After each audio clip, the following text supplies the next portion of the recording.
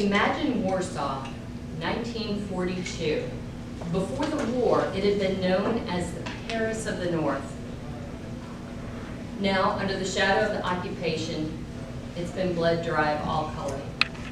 The city is carved into two new realities, separated by a 10-foot brick wall.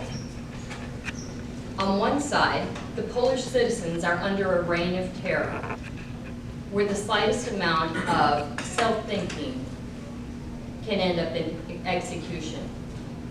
On the Jewish side, the ghetto, nearly 500,000 people are packed into a few city blocks. They're starving, state mandated, and facing dying of typhus.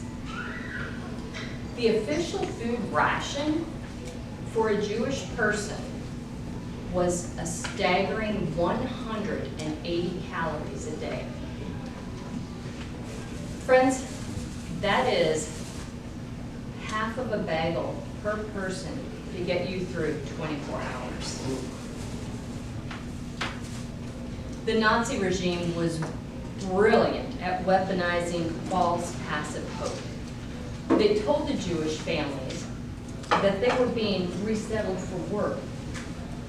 It made the lie sound comfortable and believable because those who hoped for the best of their oppressors were less likely to fight. Outside the wall, the Polish citizens were paralyzed by apathy. If you looked at that wall, you saw a truth and were obligated to act, which meant risking your life.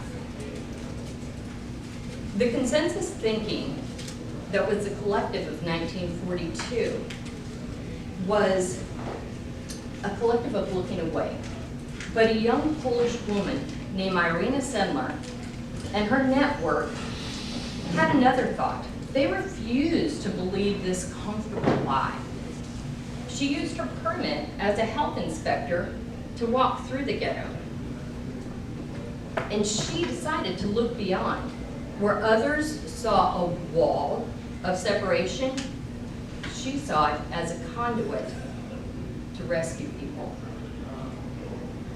In this book, called Irina's Children, we see that tragedy was fueled by the Nazi regime, but it was also powered by the passive combination of naivety and apathy of the many. Apathy tells us, it's not my fight, there's nothing I can do about it.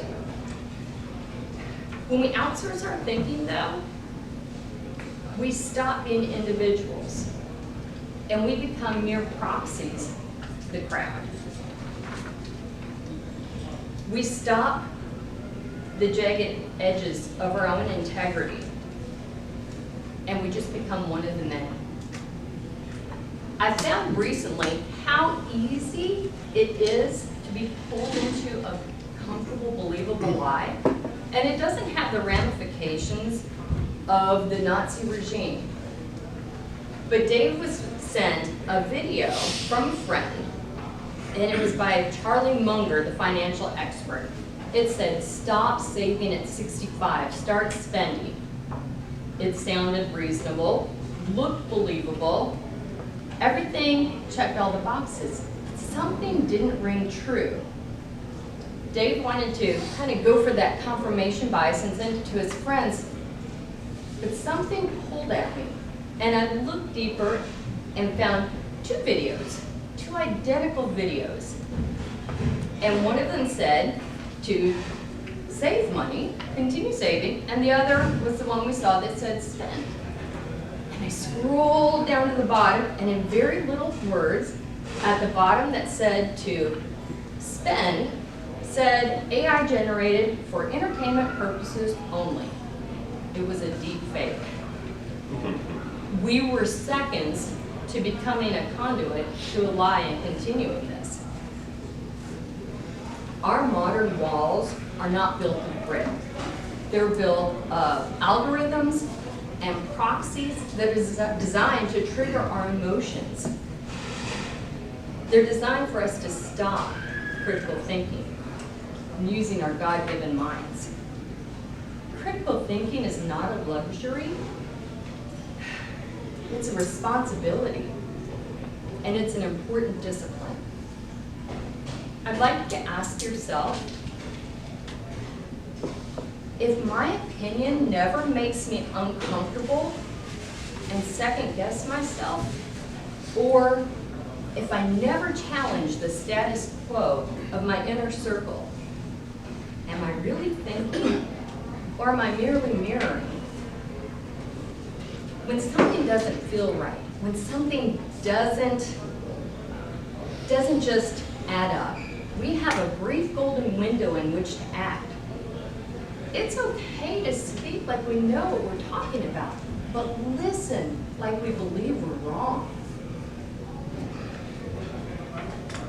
Irena Sendler smuggled 2,500 children out of that ghetto. She did it in the bottom of toolboxes. She did it in potato sacks and even in coffins. And the interesting thing was that she prioritized her own independent conclusions over the collective reality of what she was being told. We live in a world with so much instantaneous information, but it's scarce on wisdom. We're tempted by a new naivety. If something has 1 million likes or 1 million sends or broadcasts, it must be right. I challenge you this, Toastmasters. The time for critical thinking is now. Look beyond the headlines. Look beyond the deep fakes. Don't let a soundbite become your belief system. Build your own compass. The world doesn't need more mirrors. What it needs is more people thinking for themselves and being a voice of reality. Mr. Toastmaster.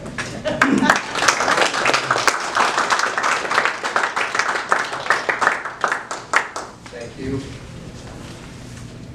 Thank you, Amy. Well done. If y'all could give her a little comment of how you thought her speech was, I'd appreciate it. Just give it to the vote counter.